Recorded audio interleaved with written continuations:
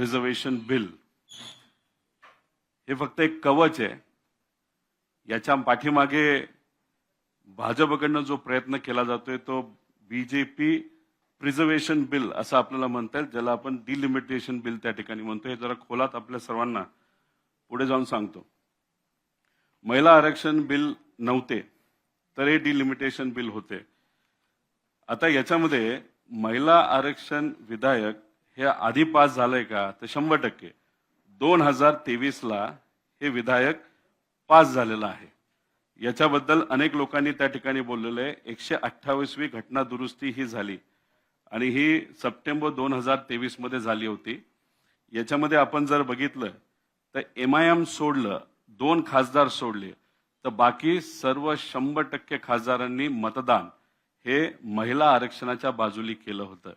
ज्याच्यामध्ये काँग्रेस आहे, पवार साहेबांचा पक्ष आहे, SP आहे, DMK असेल, TMC असेल, भाजप आहे, त्यांचे सर्व मित्र पक्ष आहेत. सगळ्यांनी मिळून महिला आरक्षण विधेयक जे 2023 ला आलं होतं त्याला त्या ठिकाणी पाठिंबा दिला होता.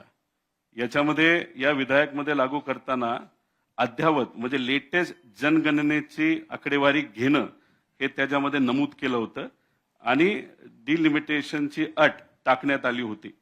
खरं तर याच्यामध्ये आपण जर बघितलं तर विरोधी पक्षचे जे नेते आहेत राज्यसभेचे, खरगे साहेब, त्यांनी असं सांगितलं होतं लगेचच्या लगेच जे काही 542 का 43 जे आत्ताचे खासदार आहेत त्याच्यामध्ये महिला आरक्षण तुम्ही लागू करा, पण ते भाजपकडनं नाही तर सत्ताधाऱ्यांकडनं मान्य झालं नव्हतं. पुढे घ्या. याच्यामध्ये आपण बघितलं नरेंद्र मोदी साहेबांनी सगळ्या राज्यसभेच्या खासदारांचं अभिनंदन केलं होतं की त्यांनी या बिलाला पाठिंबा दिला 2023 ला. म्हणजे हे महिला आरक्षण बिल, याला मोदी साहेबांनी आभार व्यक्त केले होते. त्यांचं ते ट्विट आहे 2023. अमित शहा साहेबांचं ट्विट आहे. याच्यामध्ये देवेंद्र फडणवीस साहेबांचं ट्विट याच्यामध्ये आहे की ज्याच्यामध्ये लोकसभेने आज महिला आरक्षण विधेयकाला बहुमत हे खरं तर 2 खासदार विरोधात गेले, नाही तर 1 मताली झालं असतं. आणि ते 2 खासदार कुठले होते, ते MIMचे त्याच्यामध्ये त्या ठिकाणी होते. त्यामुळे यांनी देवेंद्र फडणवीस साहेबांनी सुद्धा सांगितलं बहुमताने, म्हणजे विरोधी पक्षाने सुद्धा मतदान केलं आणि बहुमताने हे पास झालं. बीजेपी भारत याच्या ट्विटमध्ये सुद्धा हे त्या ठिकाणी दिलेलं आहे.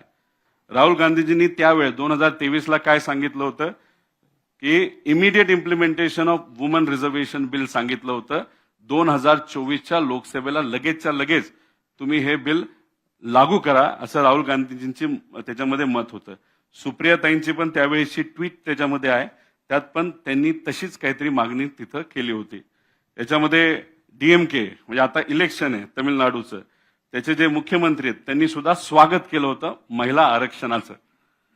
याच्यात तुम्ही बघा implement women's bill at the earliest, Kharge, म्हणजे हे कधीच आहे 2023. म्हणजे सगळेच विरोधात इंडिया आघाडीचे जे सर्व नेते आहेत, पक्ष आहेत, त्यांनी सांगितलं 2023 लाच लागू करा आणि 24 ला जे इलेक्शन होईल त्याच्यामध्ये लागू करून महिला आरक्षण देऊन टाका, अशी सर्व इंडिया आघाडीच्या लोकांनी तिथं मागणी केली होती.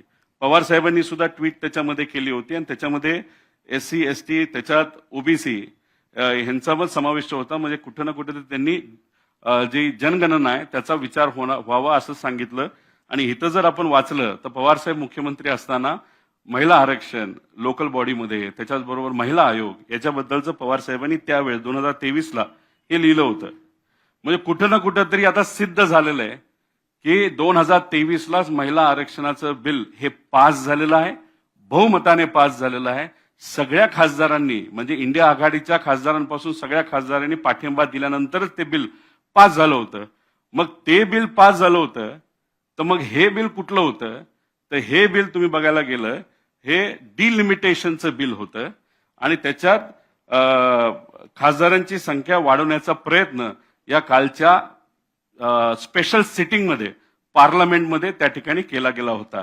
आणि बघा त्याच्यामध्ये तमिळनाडू आणि पश्चिम बंगालमध्ये निवडणुका सुरू असताना हे बिल महिला आयोगाचं फक्त कवच त्याला दिलं होतं महिला आरक्षणाचं, पण हे 2 महत्वाचे मुद्दे त्यांनी आणले होते. आता हे आसामचं उदाहरण आहे. आसाममध्ये हे खासदारकीचा मतदारसंघ आहे, तो एक खासदारकीचा मतदारसंघ आहे. तुम्ही जर आता बघितलं की ह्याच्यात त्यांचे जे विधानसभा मतदारसंघ आहे ते तोडत असताना अतिशय त्यांना जे योग्य आहे भाजपला त्या पद्धतीने त्यांनी हे मतदारसंघ तोडलेले आहेत. आणि याच्यामध्ये जर बघितलं 2001 ची सेन्सस घेतलंय, जनगणना 2001 ची घेतली, म्हणजे 2011 सुद्धा लेटेस्ट आहे, ते घेऊ शकले असते. पण त्यांना जे सोयीचं वाटलं काहीतरी कारण दिलं. जम्मू काश्मीरमध्ये 2011 ची वापरली आणि आसाममध्ये 2001 ची, म्हणजे मन मर्जी या भाजपकडनं केली गेली. आणि याच्यामध्ये तोडत असताना काही काही ठिकाणी तर आपण बघितले गॅप आहेत, म्हणजे एक मतदारसंघ संपला की मग दुसरा मतदारसंघ आणि परत पहिलावाला सुरू होतो. असं आसाममध्ये झालेलं. हे कशासाठी झालंय? भाजपची सत्ता आसाममध्ये यावी यासाठी असं हे डिलिमिटेशन आसाममध्ये झालंय. आणि असंच डिलिमिटेशन हे अख्ख्या भारतामध्ये लोकसभेसाठी सुद्धा आणि विधानसभेसाठी सुद्धा तिथं होऊ शकतं. एखादा खासदार काम करत असताना एवढं वेडवाकडं जर तुम्ही मतदारसंघ तोडला, आमदारकीला तोडलं, तो कसं त्या ठिकाणी काम करणार हे कुठं ना कुठेतरी सिद्ध होतं. आता ह्याच्यामध्ये काय केलं जातं? पॅकिंग केली जाते. म्हणजे एकाच मतदारसंघामध्ये विरोधी पक्षातले सर्व मतदार एकत्र टाकले जातात. ठीक आहे, तुम्ही जिंकून जावा एक मतदारसंघ, आणि बाकीच्या मध्ये मग ते काय करतात? क्रॅकिंग केलं जातं. एकाच मतदारसंघातील विरोधी पक्षाचे जे काही मतदार आहेत ते विभाजले जातात. ह्याला आपण क्रॅकिंग म्हणतो. त्यानंतर पॅडिंग, म्हणजे अनुकूल भागात मतदारसंघाची संख्या वाढवणे. म्हणजे भाजपला जिथं अनुकूल वातावरण आहे त्याची संख्या पॅडिंगच्या एक टेक्निकल टर्म आहे त्याचा वापर करून वाढवणे. ट्रिमिंग, प्रतिकूल भागातील मतदारसंघाची संख्या कमी करणं, म्हणजे भाजपच्या विरोधात संख्या ती कमी करणं. आणि स्टॅकिंग, विजयासाठी भौगोलिकदृष्ट्या प्रतिकूल भागाची एकत्रीकरण करणं. हे सगळी स्ट्रॅटेजी भाजपची आहे, जी त्यांनी त्याच्यामध्ये त्या ठिकाणी आसाममध्ये वापरली आणि जम्मू काश्मीरमध्ये आतापर्यंत वापरलेली आहे. आणि हे रिझर्विंग जे आहे, विशिष्ट मतदारसंघ राखीव करणे, हे मी तुम्हाला पिंपरी चिंचवडच्या उदाहरणाने दाखवतो. हे आहे पिंपरी चिंचवडचं उदाहरण. म्हणजे ह्याच्यामध्ये पिंपरी चिंचवड महापालिका, आता ह्याच्यात 2017 4 सदस्य प्रभाग आणि 2025 सुद्धा 4 सदस्य प्रभाग आहे. त्यामुळे प्रभागामध्ये कुठेही त्या ठिकाणी बदल झालेले नाहीत. आणि याच्यामध्ये आपण बघितलं प्रभाग क्रमांक 6 आहे, याच्यामध्ये दवडे वस्ती. इथं काय केलं? एकूण लोकसंख्या 2017ला एवढी होती, मग एसटी लोकसंख्या 3.38% होती. मग ह्यांनी काय केलं? हा जो भाग आहे तो त्यांनी नवीन डिलिमिटेशनच्या मदतीने काढून टाकला. ह्याच्यात झालं असं की जी 38 होती ती थोडक्यात एसटी लोकसंख्या ही कमी झाली आणि इथलं एसटी आरक्षण हे काढून टाकलं गेलं. प्रभाग नंबर 6 हे उदाहरणासकट तुम्हाला त्या ठिकाणी मी टाकलेलं आहे. इथून जो व्यक्ती निवडून आला तो बिनविरोध निवडून आला, जो पिंपरी चिंचवडचा आत्ताचा महापौर आहे. याबद्दल आता हे मी तुम्हाला डिटेलमध्ये तिथं सांगितलं. आता ह्याच्या पुढे गेलं तर हा जो मतदारसंघ आहे वॉर्ड नंबर 24 आहे, याच्यामध्ये एससी आरक्षण होतं. या एससी आरक्षण मधून हा जो भाग आहे हा या प्रभागातून त्यांनी वेगळा केला. तोडल्यामुळे इथलं टक्केवारी एससीचं बदललं आणि हा जो एससी आरक्षणाचा वॉर्ड होता तो ओपन झाला आणि ते आरक्षण जिथं भाजपला पाहिजे तिथं त्या ठिकाणी त्यांनी टाकलं. म्हणजे तुम्ही डिलिमिटेशन काय हे समजून घ्या. म्हणजे तुमच्या गावामध्ये एखादं ग्रामपंचायतचं इलेक्शन आहे, त्याचा जो वॉर्ड आहे तो वॉर्ड आपल्या मर्जीप्रमाणे तोडायचा. म्हणजे जो सत्ताधारी नेता आहे त्याचा कार्यकर्ता निवडून यावा यासाठी वेळवाकडा वॉर्ड जो गावात तोडला जातो, नगर परिषदेमध्ये तोडला जातो, नगरपालिकेमध्ये तोडला जातो, जिल्हा परिषद पंचायत समितीमध्ये तोडला जातो, तसाच प्रभाग नाहीतर मतदारसंघ लोकसभेला सुद्धा तोडला जाणार आणि विधानसभेला तोडला जाणार. म्हणजे क्रिकेट खेळत असताना पिच आपल्या पद्धतीने बोलून घ्यायचं, जेणेकरून आपण बॅटिंग योग्य पद्धतीने करायची. असं 29चं प्लॅनिंग भाजपचं या माध्यमातून त्या ठिकाणी तिथं झालेलं आहे. आता खासदार संख्या वाढवण्याचा प्रयत्न, याच्यामध्ये उत्तर आणि दक्षिण असा भाग आहे. उत्तरामध्ये असणारे जे सर्व राज्य आहेत त्यांच्या लोकसंख्या ही नक्कीच जास्त आहे. त्यामुळे खासदारांची संख्या तिथं जर वाढवली तर भाजपला उद्या जाऊन फायदा होऊ शकतो. या अनुषंगाने हा विषय तिथं केला. आणि ह्याच्यात लोकसभेमध्ये आकडे वाढवण्याचा विचार ते मांडत होते, पण राज्यसभेमध्ये नक्की नव्हते ते मांडत.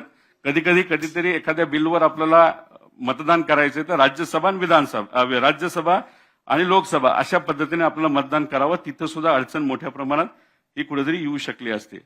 आता याच्यामध्ये हे बघा, खासदारांची व्यक्तिगत अवजात बघितलं म्हणजे आपल्याला बोलण्याचा किती दिवस लोकसभा चालते, 2004 ते 19, 9, 160 ते 170 दिवस सरासरी तास चालते. 9 ते 14, 130 ते 40, 14 म्हणजे भाजप आल्यानंतर 140 ते 150, 19 ते 24, 120 ते 130 दिवस, 130 तास चाललं. 0 आवर मध्ये सहसा आज खासदाराला 1 मिनिट मिळतो आणि जर 850 हा आकडा तिथं झाला तर अर्धा मिनिट सुद्धा मिळणार नाही. म्हणजे अध्यक्ष महोदय बोलूच तर त्यांचा वेळ तिथं संपणार आहे. मग लोकांचे विषय अडचणी मांडण्याची संधी ही खासदाराला त्या ठिकाणी मिळू शकत नाही.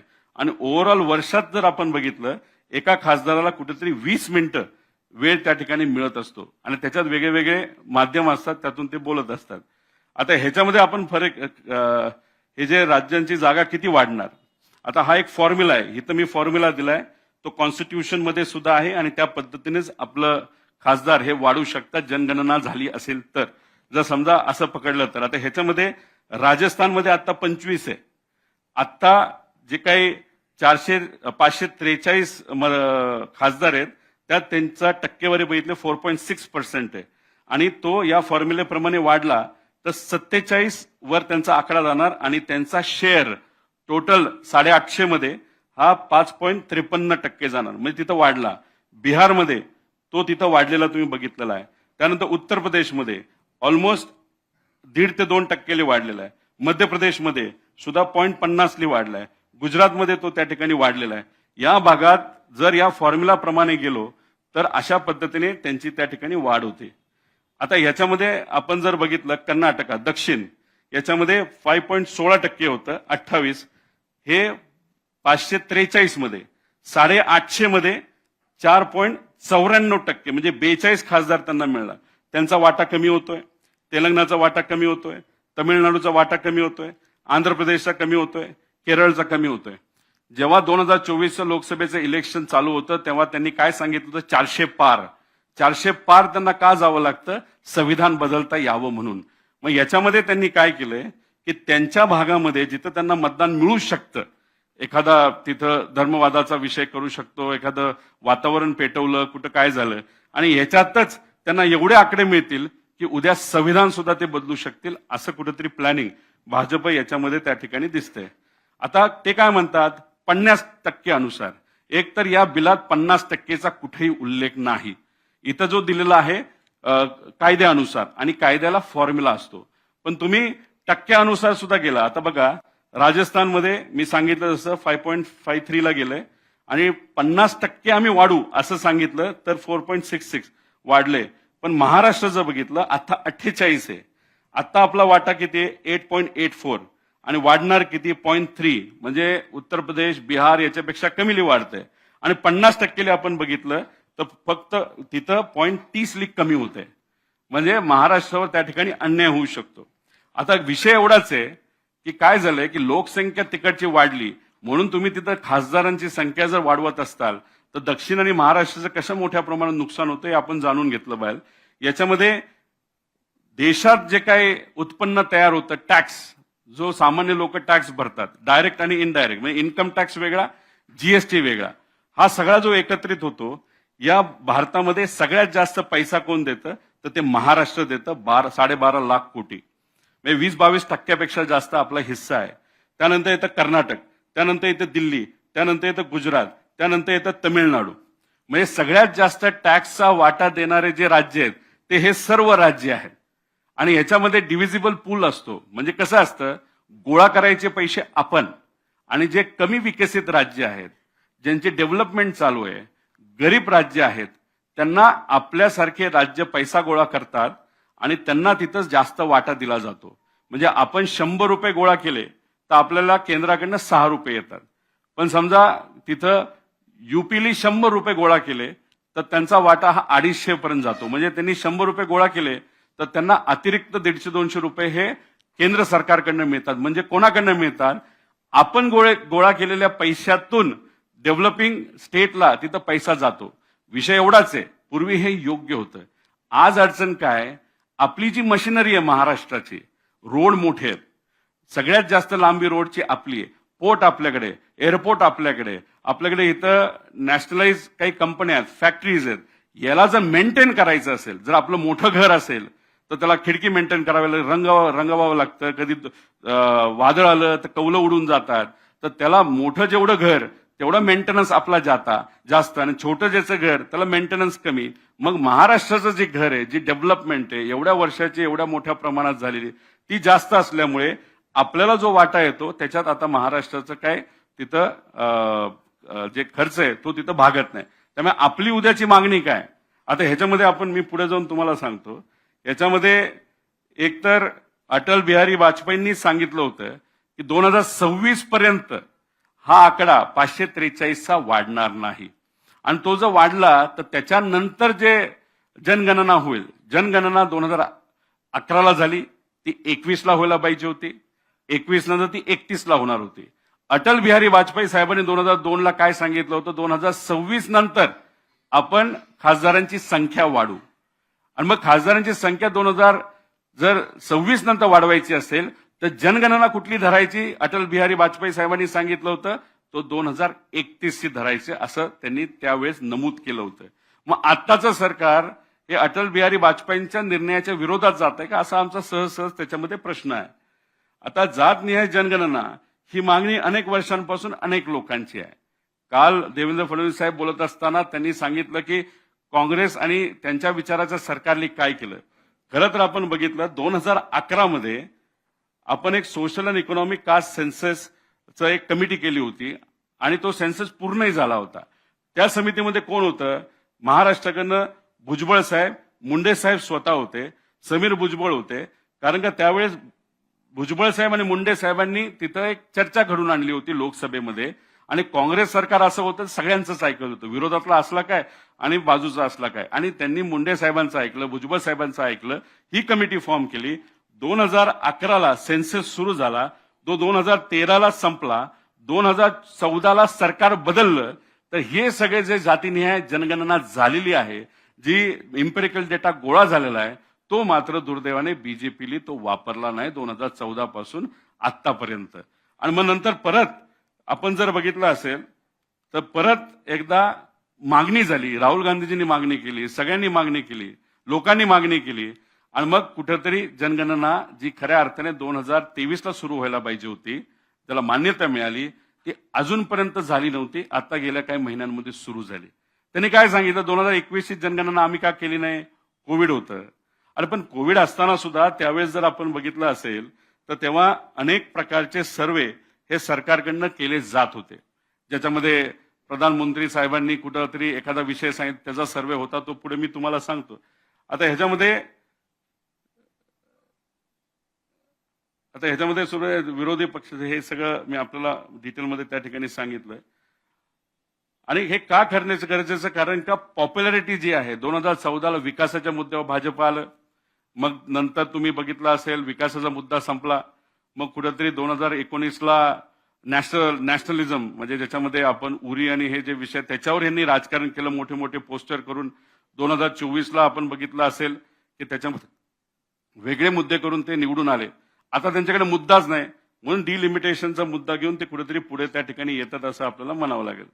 याच्यामध्ये आता हे बघा, ही कमिटी आहे, ही कमिटी कुठली आहे की ते जे म्हणतायत, म्हणजे अमित शहा म्हणतात आम्ही तुमचा शब्द ऐकतो, आम्ही इथं बोलतो, पण त्यांनी किती काय बोललं तर हे सगळं जाणार आहे या कमिटीमध्ये.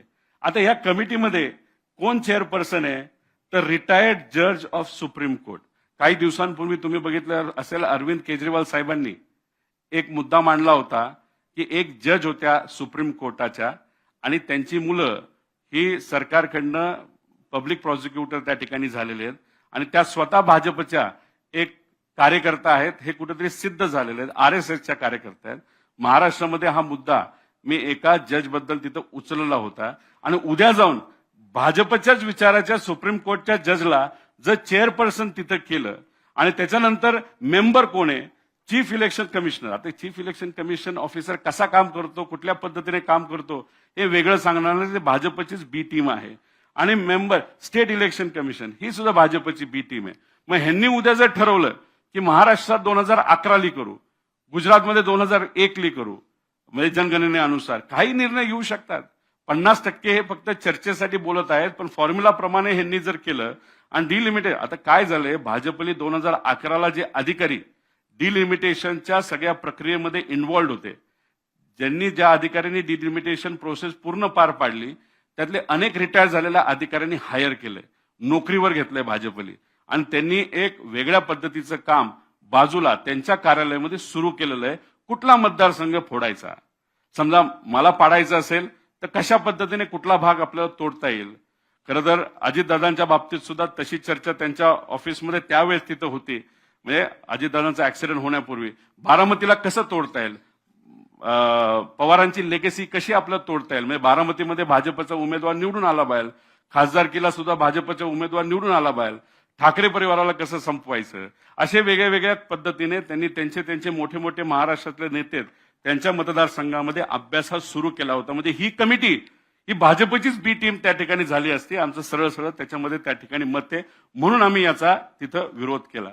आता हे भाजपची महिलांबद्दलची भूमिका ही इथं सरळ सरळ आहे. मोहन भागवत साहेब म्हणतात महिलांनी फक्त गृहिणी भूमिका पार पाडावी आणि पती कुटुंबाचा उदरनिर्वाह करणार असावा. चंद्रकांत पाटील साहेबांनी सुप्रियाताईंबद्दल काय बोललं, राजकारण सोडा आणि घरची कामं तुम्ही तिथं करा.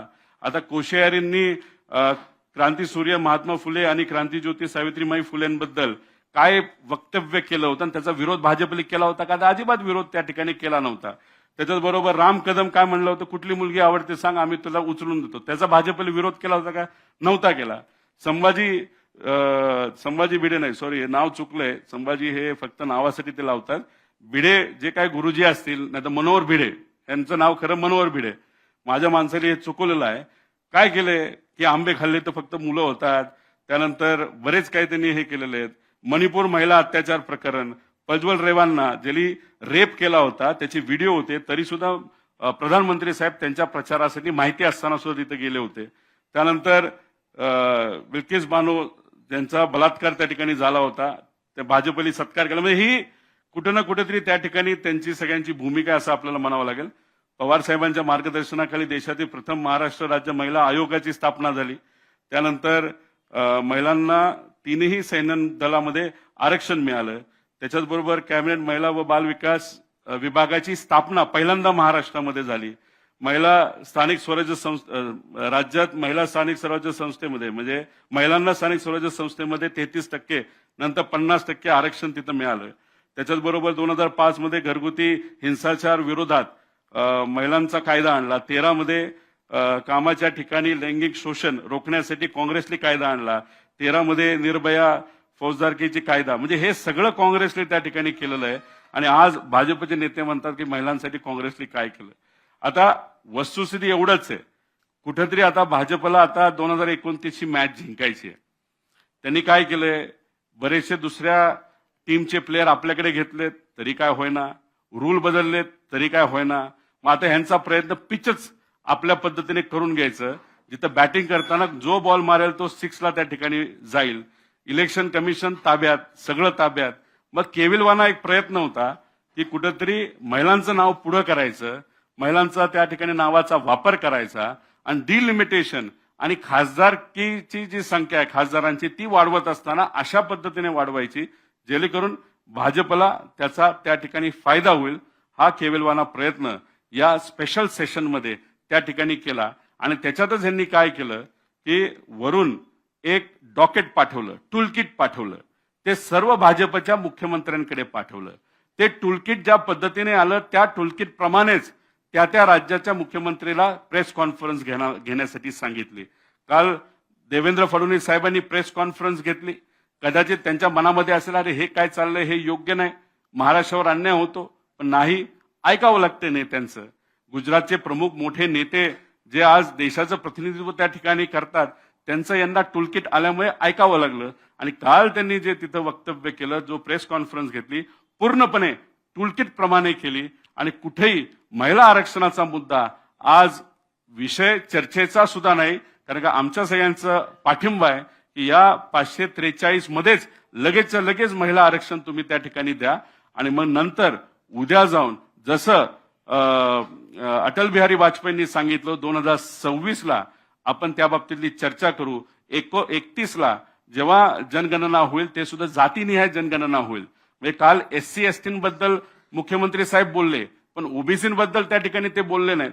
त्यामुळे जनगणना जेव्हा होईल त्याच्यात जेव्हा जे आकडे येतील त्याच्यामध्ये ज्या पद्धतीने ती जनगणना होईल तीच जर आपण लागू केली, कारण शेवटी 2011चं तुम्ही जर जनगणना घेणार असाल हे योग्य नाही. मला जर रक्त चेक करायचं असेल तर ते आजच चेक केलेलं बरं. 2 वर्षापूर्वीचा रक्ताच्या रिपोर्टमधून आपल्याला काय मिळणार नाही. म्हणून आमचा पाठिंबा हा महिला आरक्षणाला तर आहेच, पण डिलिमिटेशन आणि खासदारांची संख्या वाढवण्याचा जो केविलवाना प्रयत्न या ठिकाणी नॉन सायंटिफिक पद्धतीने फक्त इलेक्शन लढण्यासाठी हे सरकार जे करते त्याला मात्र त्या ठिकाणी आमच्या सर्वांचा विरोध आहे, कारण हे संविधानाच्या विरोधात आहे. एवढंच या ठिकाणी आपल्या सर्वांना मी नमूद करतो. धन्यवाद.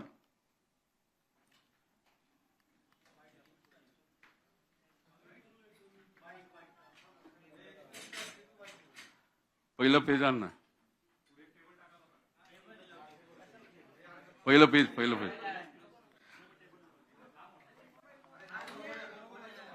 मी बोलतोय ना, हे आहे ना.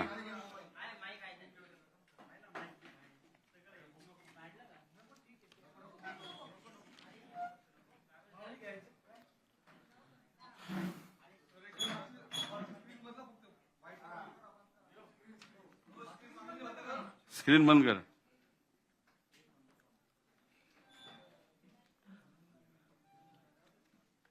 काय प्रश्न आहेत?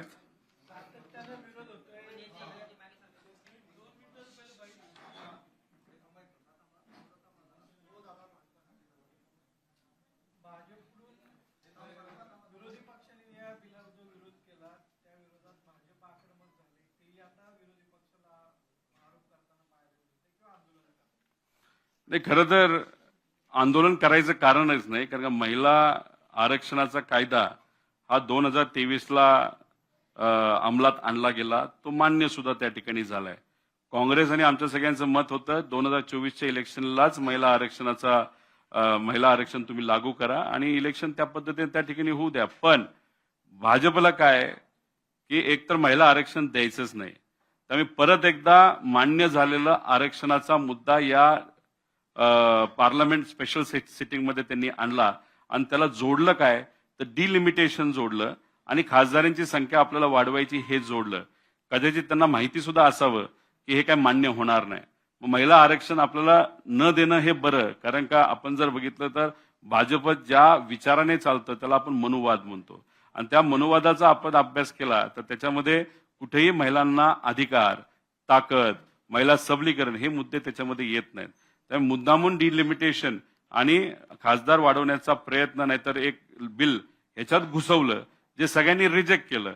100% भाजपचा पराजय हा परवाच्या पार्लमेंट सेशनमध्ये त्या ठिकाणी झाला आणि त्यांना वरून आदेश आलेत, केंद्राकडनं आदेश आलेत आंदोलन करा आणि त्या पद्धतीने आंदोलन त्या ठिकाणी ते करायला लागलेले आहेत. दुसरं आदेशाप्रमाणे भाजपचे स्थानिक राज्यातले नेते वागतात हे एवढंच आपल्याला म्हणावं लागेल.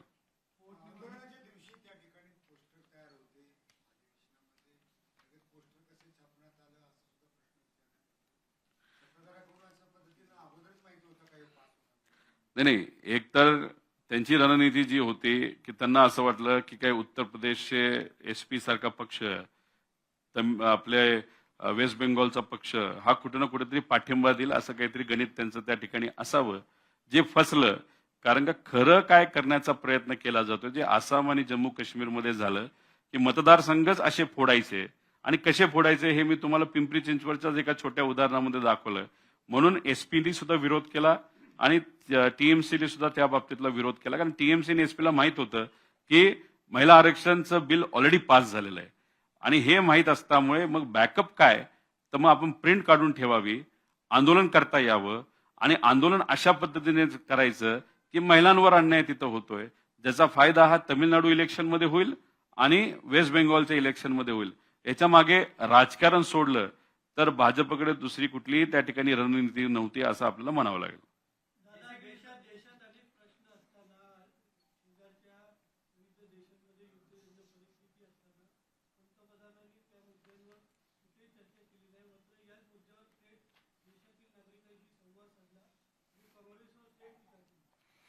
आता काँग्रेसवर टीका करत असताना 4 राज्यांचं नाव 4 वेळा घेतलं. पण ते 4 राज्यांचं नाव कुठलं घेतलं? त्यात महाराष्ट्र नाही घेतलं, दुसरं कुठलं घेतलं नाही. त्यांनी काय घेतलं? तमिळनाडू घेतलं, त्याचं इलेक्शन आहे. त्यानंतर उत्तर प्रदेश, ज्याचं इलेक्शन पुढच्या काही महिन्यांमध्ये येते.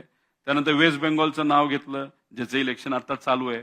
म्हणजे कुठं ना कुठेतरी आपला पराजय झाला आणि त्या पराजयातून राजकीय पोळी भाजण्याचा केविलवाना प्रयत्न हा कुठेतरी नरेंद्र मोदी साहेबांकडनं झालेला आपण सगळ्यांनी बघितला. त्याच्याच बरोबर आपण जर बघितलं तर आपण आणि आपले या देशातले भाजपचे प्रमुख नेते स्वतःला विश्वगुरू म्हणतात. विश्वगुरू म्हणजे त्यांचा शब्द, त्यांचं संभाषण, त्यांचं डिप्लोमसी ही अख्ख्या इतर देशांमध्ये ऐकली जाते. आणि अशा परिस्थितीमध्ये इराण जो देश तसा आपल्या जवळ होता, या देशात लागणारं तेल, गॅस हे इराण आणि त्या भागातून आपल्याकडे येत होतं आणि त्यांच्या त्या डिप्लोमसीमध्येच आपण कुठेतरी कमी पडलो आणि आपल्या मागून पाकिस्तान तिथं जाते आणि मध्यस्थी करते अमेरिका आणि इराणमध्ये. मग आपण विश्वगुरू आपल्या स्वतःला म्हणतो, त्याचं कारण काय? का नुसतं फक्त भपकेगिरी करायला? एवढंच या ठिकाणी आपल्या सर्वांना म्हणावं लागेल.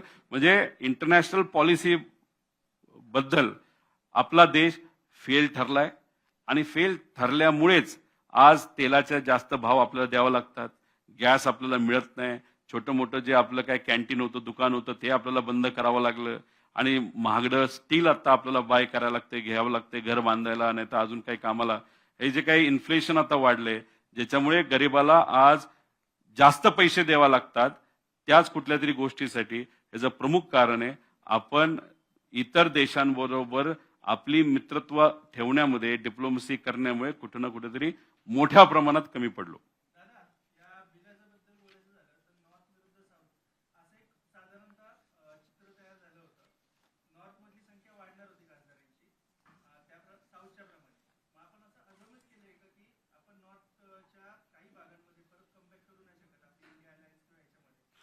याच्यात राजकारण कुठे येतं? 2024ला लोकसभेचं इलेक्शन जेव्हा चालू होतं आणि भाजप म्हणत होतं अब की बार 400 पार. 400 पार म्हणजे 400च्या पुढे जर यांचं खासदार निवडून आले असते तर यांनी संविधान बदललं असतं. तुम्ही संविधानाचा मुख्य गाभाच या डिलिमिटेशन आणि खासदारांची संख्या वाढवण्याचा जो प्रयत्न तुम्ही त्या ठिकाणी करत होता, त्यातून तुम्ही संविधानच बदलण्याचा प्रयत्न चालू होता हे आपल्याला म्हणावं लागेल. त्यामुळे इथे आमचा जो प्रयत्न आहे की उद्या जाऊन संविधानाला कुणी चुकीच्या पद्धतीने तिथं हात लावणे ही आमच्या सगळ्यांची भूमिका आहे. आणि तुम्ही जर बघितलं याच्यात काय आपण वर जाऊन जिंकू शकत नाही असं नाही. एसपी हा जो पक्ष उत्तर प्रदेशचा आहे त्यांनी याचा विरोध केला. वेस्ट बेंगॉल ममता दिदी त्यांच्या पक्षाला विरोध केला. बिहारमध्ये तेजस्वी यादवचा पक्ष त्यांनी त्याचा विरोध केला. कारण लोकसंख्या वाढवत असताना डिलिमिटेशन मध्ये जी काही गफलत होणार आहे, त्याच्यामध्ये जे काही बदल होणार आहेत, त्याच्यात ज्या काही गोष्टी होणार आहे आणि त्यामुळेच कुठं ना कुठेतरी एक भीती वाटते उद्या जाऊन आपलं संविधान हे धोक्यात येऊ शकतं. म्हणून या गोष्टीचा विरोध करतो. आणि दुसरी गोष्ट, संविधान जेव्हा बनलं होतं नंतरच्या काळामध्ये आपण बघितलं असेल, विकास होत असताना महाराष्ट्राचा, तमिळनाडूचा, गुजरातचा, आंध्राचा हा या भागाचा विकास खूप मोठ्या प्रमाणात केला. कारण धोरणं त्या पद्धतीची त्या ठिकाणी होती. आणि झालं असं की आजपर्यंत आपण जो टॅक्स गोळा करतोय, इथं असणारा सामान्य व्यक्ती सुद्धा बिस्किट घेतो, गरीब माणूस, बिस्किटमध्ये पण जीएसटी जो टॅक्स आहे, हा सगळा टॅक्स जो भारताचा 20-22% जास्त आपण गोळा करतो, त्यातून मोठा वाटा हा उत्तर प्रदेश, बिहार त्या भागामध्ये दिला जातो. त्यामुळे उद्या जाऊन तुम्हाला जर खासदारांची संख्या वाढवायची असेल तर मग टॅक्स कुठलं राज्य किती देतं याचाही त्या ठिकाणी विचार करून, लोकसंख्येचा विचार करून कुठल्याही राज्यांवर अन्याय होणार नाही, कुठल्याही भागावर अन्याय होणार नाही. उद्या जाऊन अप्रत्यक्षपणे संविधान तुम्ही बदलणार नाही असा आमचा प्रयत्न होता. म्हणून या डिलिमिटेशन कायद्याला आम्ही त्या ठिकाणी विरोध केला.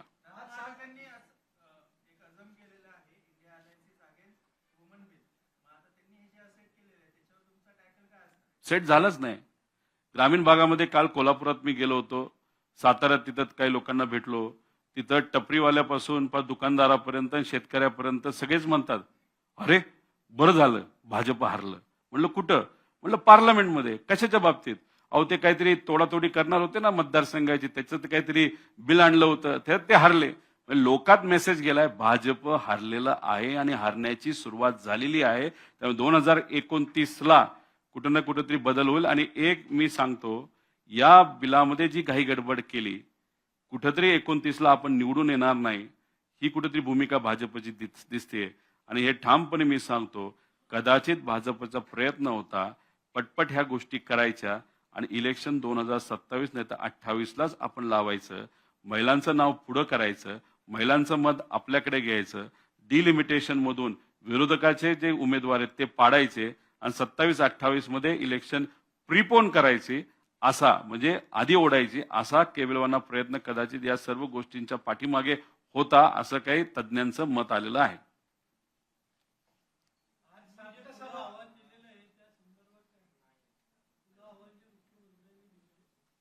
त्यांच्या लेवलचे एवढे मोठे नेते या महाराष्ट्रामध्ये कोण आहेत आपल्याला बघावं लागेल.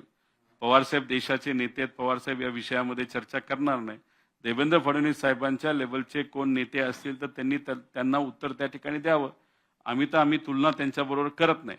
विचाराच्या बाबतीत तुम्ही जर विचारलं तर आम्ही नक्कीच त्यांच्या पुढे आणि या महाराष्ट्रासाठी जो विचार योग्य आहे त्या बाबतीत आम्ही पुढे आहोत. पण पद आणि अनुभव याच्या बाबतीत देवेंद्र फडणवीस साहेब पुढे असल्यामुळे आम्हाला सांगता येणार नाही. पण उद्या जाऊन जर अशोक चव्हाण साहेब असतील, नाहीतर विखे पाटील साहेब असतील, ते पूर्वी काँग्रेसमध्ये होते, आज स्वतःच्या हितासाठी बीजेपी मध्ये गेलेले आहेत, अशा लोकांबरोबर जर चर्चा करायची असेल तर आम्हाला सांगा, आम्ही चर्चा करायला त्या ठिकाणी तयार आहोत.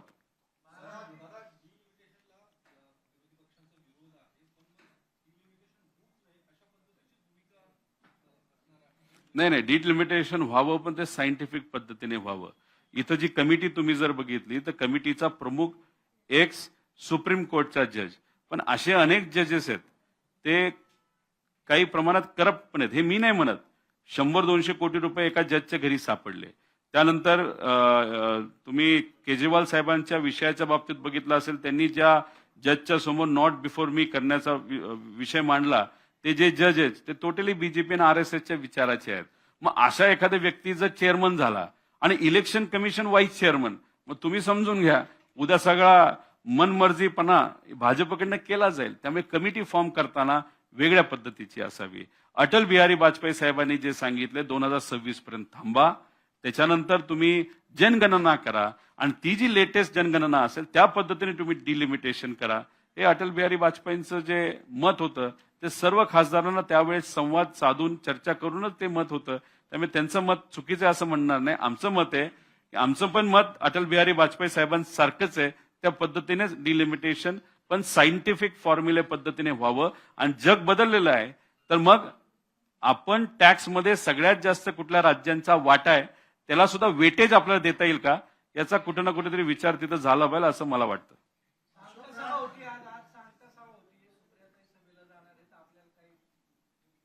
मला फोन आलेला नाही.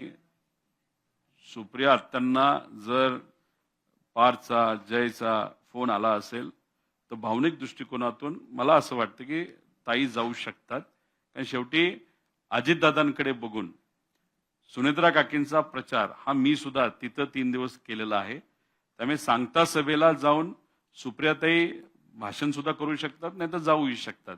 पण कुठल्या पक्षाचा प्रचार करायला ते चाललेत असं म्हणून चालणार नाही. ते व्यक्तीचा प्रचार अजितदादांकडे बघून करण्यासाठी चालल्या असावेत असं माझं तरी मत आहे.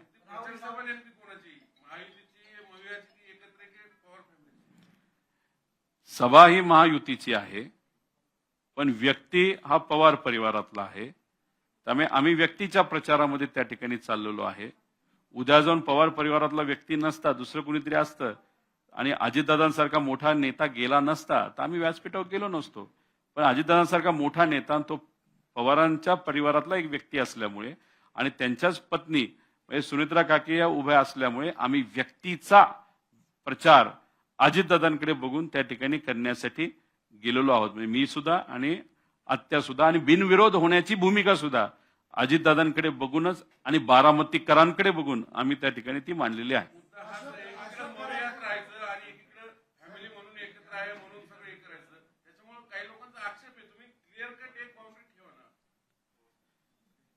अजितदादांच्या बाबतीत जे झालंय, कसं झालं, कोणामुळे झालं, त्याच्या मागे काय, याच्यावर कुठेतरी आमच्या सगळ्यांच्या मनामध्ये चिंता आहे, नाही तर प्रश्न आहेत. त्यासाठी आम्ही लढत आहोत. मग अजितदादा कुठल्या पक्षाचे होते? अजितदादांचे एक वेगळा पक्ष होता. मग त्यांच्याबद्दलची चिंता व्यक्त करणं याच्यामध्ये आम्ही काही चुकतोय का? तर नाही चुकत. आम्ही याच्यामध्ये राजकारणच बघत नाही. दादांच्या बाबतीत जे घडलं ते अतिशय दुर्दैवी गोष्ट होती. दादा हे दुसऱ्या पक्षात असले तरी ते आमच्या जवळचे होते, ते माझे नेते होते. त्यांचा मी कार्यकर्ता होतो. या महाराष्ट्राचे खूप मोठे लोकनेता होता आणि त्यांच्या लेवलचा लोकनेता आज या महाराष्ट्रामध्ये नाही. मग अशी घटना अजितदादांच्या बाबतीत घडल्यामुळे परिवाराबरोबर राहणं हे या महाराष्ट्रात धर्माले आपल्या सगळ्यांना त्या ठिकाणी शिकवलेलं आहे. मग आम्ही परिवाराबरोबर आज आहोत. 23 तारीख होऊ द्या, त्यानंतर आम्ही जी भूमिका त्या ठिकाणी घ्यायची घेऊ. कारण काय ही पोटनिवडणूक झालीच नसती तर आमच्यासाठी चांगले. अजितदादा वेगळ्या पक्षातून आमच्या विरोधात बोलले असते तर आम्ही त्याचं उत्तर दिलं असतं. पण एवढा मोठा नेता संशयित पद्धतीने जर त्या ठिकाणी त्यांचा मृत्यू होत असेल आणि मग परिवाराबरोबर राहणं हे आम्हाला आमच्या संस्कारांनी शिकवलेलं आहे, आमच्या आधीच्या पिढीला शिकवलेलं आहे आणि महाराष्ट्राच्या धर्माला त्या ठिकाणी शिकवलं आणि त्या पद्धतीने आम्ही करत आहोत. कुणी काय टीका करायची ती करा. 23 नंतर त्या बाबतीत काय करायचं आम्ही बघू.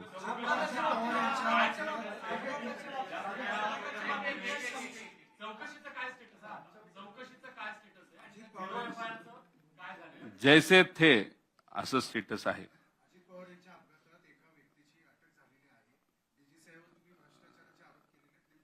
नाही, स्टेटसच्या बाबतीत बोलायचं झालं तर जैसे ते स्टेटस आहे. अधिवेशनामध्ये जो मुद्दा मी मांडला होता त्याच्यामध्ये मुख्यमंत्री साहेबांनी उत्तर दिलं. त्या उत्तरावर मी काही प्रश्न मांडले होते, त्याच्यावर परत त्यांनी तिथं उत्तर दिलं आणि ते उत्तर देत असताना त्यांनी सांगितलं होतं की आम्ही FIR CID कडे पाठवू. शब्दाचं आपण म्हणजे जे आश्वासन आपण जर बघितलं त्यातून आम्हाला सगळ्यांना हेच वाटलं की FIR CID कडे स्वीकारण्यासाठी पाठवला जाईल आणि त्याच्यावर तपास त्या ठिकाणी होईल. FIR जेव्हा कर्नाटकाकडनं पाठवला होता 0 FIR हा तिथे असणारा SHO म्हणजे PI हेली तो पाठवला, स्वीकारला. मग तिथे असणारा लोकल कोर्टाकडे तो पाठवला, त्यांनी मान्यता दिली. मग तिथे DGPली महाराष्ट्र DGP कडे पाठवून अधिवेशनात ही चर्चा झाल्यामुळे तो विषय आला CID कडे. मग आम्ही जेव्हा DGP महाराष्ट्राच्या विचारलं की अहो तुम्ही स्वीकारला का, ते म्हणजे नाही स्वीकारला नाही. म्हणलं मग काय केलं?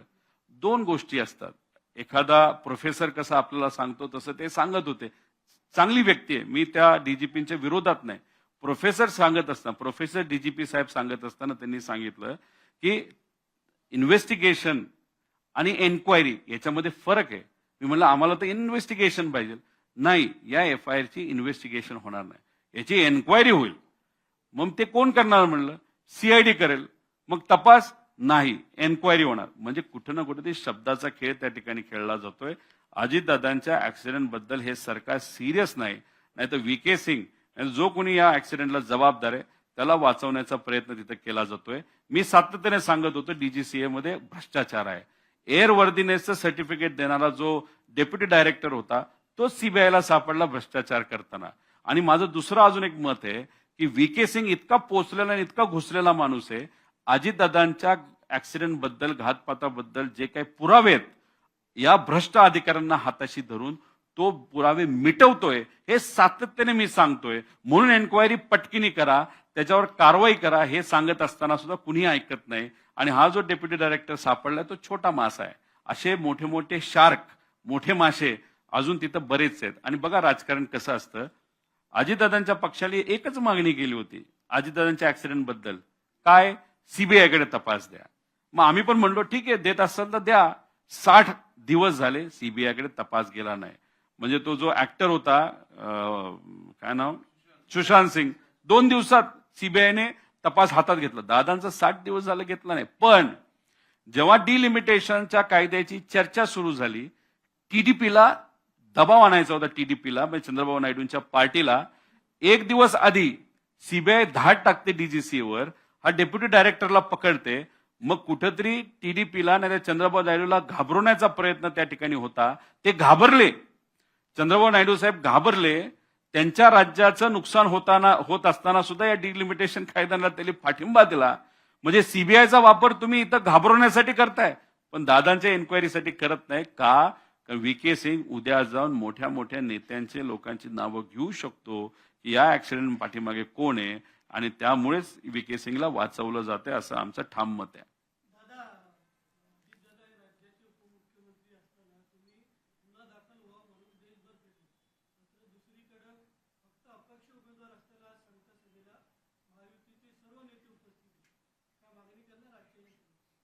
नाही, माझी अपेक्षा आहे की तिथं मुख्यमंत्री साहेब येत आहेत आणि बारामतीकर अजितदादांच्या ऍक्सिडेंट बद्दल, बारामतीकर तर आहेतच पण महाराष्ट्रातील तमाम जनता सुद्धा दादांच्या ऍक्सिडेंट बद्दल अतिशय भावनिक आहे. त्यामुळे त्या व्यासपीठावर अजितदादा नसल्यामुळे ती पोटनिवडणूक तिथं लागते. त्यांच्या पत्नी आता दादांच्या जागेवर तिथं आमदारकीसाठी उभ्या आहेत आणि ते जे व्यासपीठ आहे ते बारामतीमध्ये आहे. बारामतीचा विकास दादांनी केलेला आहे. तर मग तिथं लोकांचं वेगळं काय ऐकण्याची इच्छा नाहीये. तुम्ही वेगळी भाषणं कुठलीच करू नका.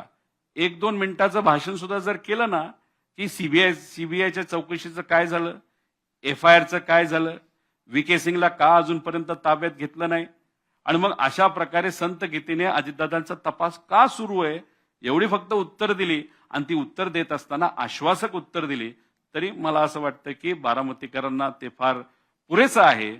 मतदान तर करणारच आहेत दादांकडे बघून, पण देवेंद्र फडणवीस साहेबांकडनं दुसरं कुठं काही नकोय. आणि त्याच्यातच आमचं एवढंच मत आहे की पुणे रिंग रोडला नाव द्या अजितदादांचं, हे आम्ही म्हणलो होतो, पण दादांचं नाव कुठंच नको असा कुठेतरी प्रयत्न भाजपकडनं केला जातोय. 2024ला दादा भाजप बरोबर असताना सुद्धा भाजपच्या एका सुद्धा नेत्याला प्रचारासाठी तिथं बोलवलं नाही. पण आता रस्सीखेच लागलीये भाजपकडनं बारामतीत जाऊन कार्यकर्त्यांचे मेळावे त्या ठिकाणी घ्यायचे. म्हणजे एक तर आम्ही म्हणतोय मोठ्या वास्तूला नाव दादांचं द्या, तिथं तुम्ही देत नाही. आणि मध्येच तुम्ही जर बघितलं असेल पुण्यश्लोक अहिल्यादेवी होळकरांचं नाव अजितदादांच्याच प्रयत्नातून ज्या युनिव्हर्सिटीला म्हणजे त्या ह्याला मेडिकल कॉलेजला दिलं गेलं होतं, नाही तर मेडिकल इन्स्टिट्यूटला दिलं गेलं होतं, तिथंच सत्तेतला एक कुठला तरी माणूस येतो, मागणी नसताना त्याच्या खाली असणारं एक छोटंसं जे हॉस्पिटल आहे त्याला अजितदादांचं नाव दिलं जातं. आमचं मत आहे दादा आज असते तर पुण्यश्लोक अहिल्यादेवी होळकरांसारख्या एवढ्या महामानवाचं मोठं नाव एखाद्या हॉस्पिटलला दिलं असेल, नाही तर कॉलेजला दिलं असेल, तर दादांनी सुद्धा कुठंच तो बदलण्याचा प्रयत्न नाही तर इच्छा व्यक्त केली नसती. मग आमचं म्हणणं रिंग रोडला तुम्ही नाव द्या, इथं नाव तुम्ही सहज देता का, तिथं वाद व्हावा. राजकीय दृष्टिकोनातून तुम्ही 2029ची तयारी हॉस्पिटलला एक नाव देऊन एक वाद ऑलरेडी भाजपने तिथं सुरू केलेला आहे.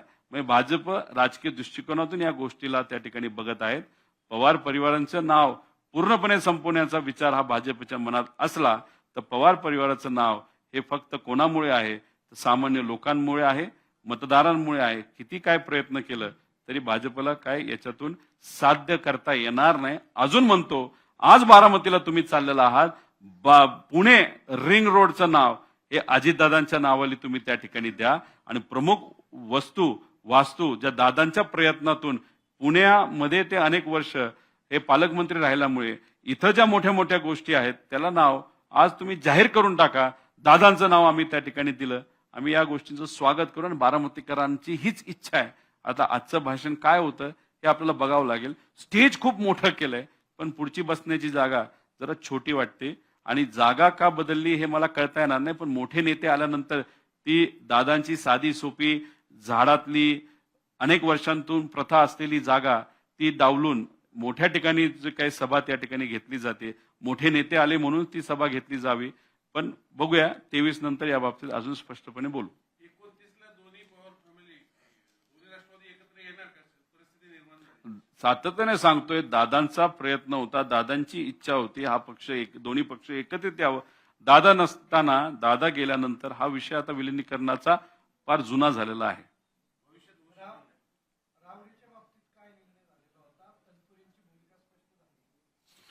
बघा, प्राजक्तदादा तनपुरे हे पहिल्यांदा आमदार जेव्हा झाले तेव्हा लगेचच्या लगेच त्यांना मंत्रिपद मिळालं आणि त्यातून त्यांनी चांगलं काम केलंय. त्यांना अनुभव हा पदाचा हा खूप चांगला आहे. ते पुरोगामी विचाराबरोबर आहेत आणि आदरणीय जयंत पाटील साहेबांच्या विचाराने मार्गदर्शनाखाली ते नेहमी त्या ठिकाणी काम करत असतात. त्यामुळे ते वेगळा कुठला दुसरा निर्णय घेतील असं मला तरी वाटत नाही. जो काही आत्ताचा निर्णय घेतलाय तो का घेतला त्यांनी त्या बाबतीतलं स्पष्टीकरण हे नक्कीच त्या ठिकाणी दिलेलं आहे. पण मला असं वाटतं की राष्ट्रवादी शरदचंद्र पवार या पक्षाचे जे उमेदवार त्या ठिकाणी उभे आहेत त्यांना ताकद हे प्राजक्तदादा तनपुरे देतील आणि त्यांना निवडून आणून या महाराष्ट्राला त्या ठिकाणी नक्कीच दाखवतील असा आम्हाला सगळ्यांना विश्वास आहे. जाहीर पाठिंबा देत नाहीत पक्षाच्या उमेदवाराला, त्यांना तिकीट देऊन त्यांनी नाकारलं, मग असा कुठला दबाव आहे त्यांच्यावर? तुमच्या काही विचारणा करणार आहे की नाही त्यांना? नाही हे बघा, शेवटी जयंत पाटील साहेबांचं मार्गदर्शन आम्हाला सुद्धा आहे, त्यांना सुद्धा आहे. ते जे आहेत ते नातेवाईक आहेत, भाचे आहेत, त्यामुळे थोडंसं मार्गदर्शन नक्कीच त्यांना त्या ठिकाणी जास्त असू शकतं. पण हा निर्णय त्यांनी का घेतला? कदाचित तिथं जे मागचे आमदार होते त्यांचा दुर्दैवी मृत्यू त्याच्यामध्ये झाला, मग आपण कशाला लढायचं अशी सुद्धा कदाचित प्राजक्तदादाची भूमिका त्या ठिकाणी असावी.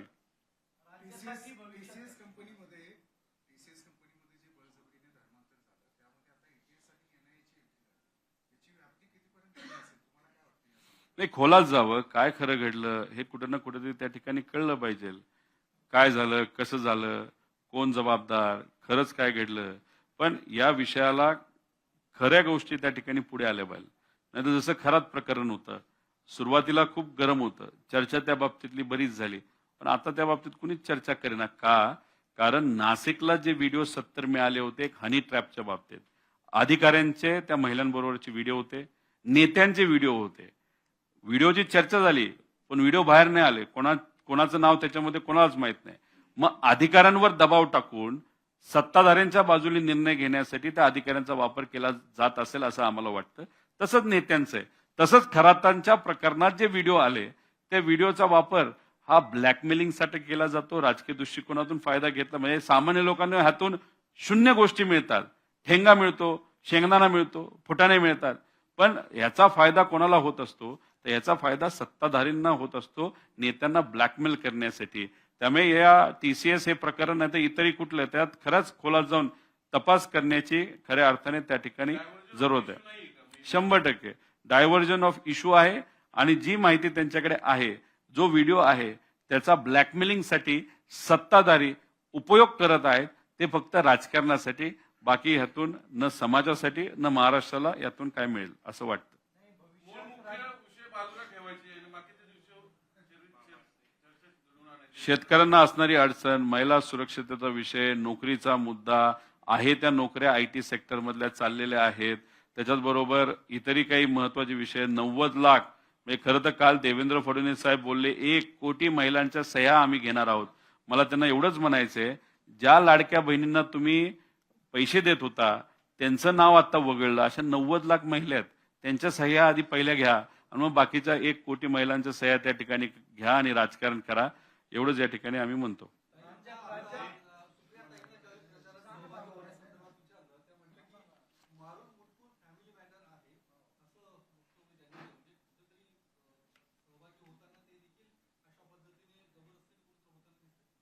नाही, मी त्यांचं स्टेटमेंट तरी त्या ठिकाणी ऐकलेलं नाही. पण एखाद्या व्यासपीठावर जात असताना ते जर व्यासपीठ महायुतीचं असेल तरी सुद्धा त्या तिथं जात असतील, म्हणजे आत्या सुप्रियाताई, तर त्याच्या मागे अजितदादांच्या प्रती असणारा आदर आणि हे जे लहान मुलं आहेत ज्याच्यामध्ये जय आणि पार्थ आहे त्यांच्या प्रती असणारा आत्या म्हणून प्रेम, याच्यामुळे त्या व्यासपीठावर चाललेल्या आहेत. मारून मुटकून फक्त एवढाच विषय असावा, व्यासपीठ महायुतीचं असल्यामुळे त्यांच्या मनामध्ये कुठंतरी एक हे असावं की नाही कसं जाता येईल. पण शेवटी प्रेम परिवाराबद्दल हे जास्त असल्यामुळे तो निर्णय त्या ठिकाणी ते घेतील. म्हणजे प्रेमाचा विजय झाला आणि राजकारणाचा नाहीतर राजकीय विचाराचा त्या ठिकाणी पराजय हा आत्यांनी करून दाखवला फक्त या इलेक्शनसाठी. एवढंच या ठिकाणी मी म्हणेल.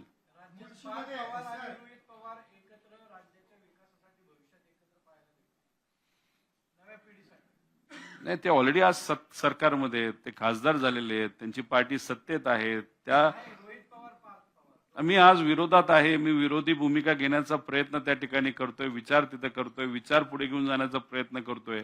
खरंच तसं काय करायचं असलं तर आधीच मी सरकारमध्ये जाऊन बसलो असतो. त्यामुळे त्यांच्या विचारामध्ये, त्यांच्या स्टाईलमध्ये, माझ्या स्टाईलमध्ये आणि विचारामध्ये साहजिकच फरक आहे. म्हणून ते सत्तेत आहेत आणि मी विरोधात आहे. उद्या नक्कीच मला असं वाटतं की 2029ला आता तर बीजेपीचा पराजय सुरू झालेला आहे. पार्लमेंटमध्ये आपण सगळ्यांनी मताच्या माध्यमातून डिलिमिटेशन कायद्यामध्ये बघितलेलं आहे. 2029ला आणि त्याच्या आधी जर भाजपने इलेक्शन घेतलं, सत्ता ही काँग्रेस आणि इंडिया आघाडीची तिथे येईल. आम्ही सत्तेत गेल्यानंतर जर भारतला काही मदत त्यावेळेस त्या ठिकाणी लागली, ती मदत नक्कीच तिथं आम्ही करू.